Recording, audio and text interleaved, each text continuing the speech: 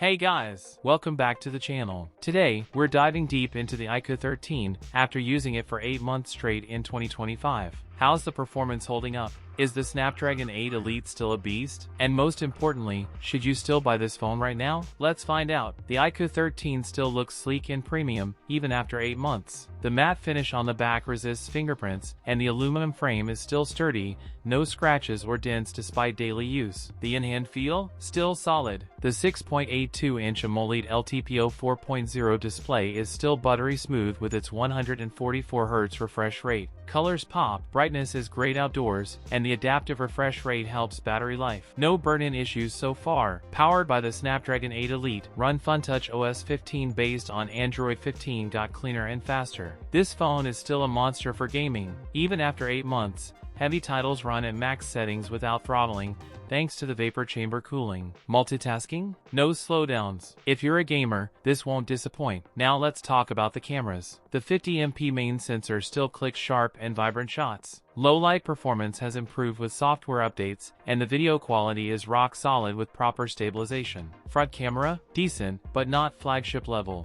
The 6000 mAh battery still gets me 6 to 7 hours of screen time, even with heavy use. And 120W fast charging? 0 to 100% in 30 minutes, still insane. After 8 months, the iQOO 13 still delivers flagship level performance, blazing fast charging, and a great display, all at a competitive price. If you're looking for a performance beast in 2025 and can find it at a good discount, the iQOO 13 is still a solid pick. That's it for today's video. If you enjoyed it, don't forget to like, comment, and subscribe for more content. Thanks for watching, and I'll see you in the next one.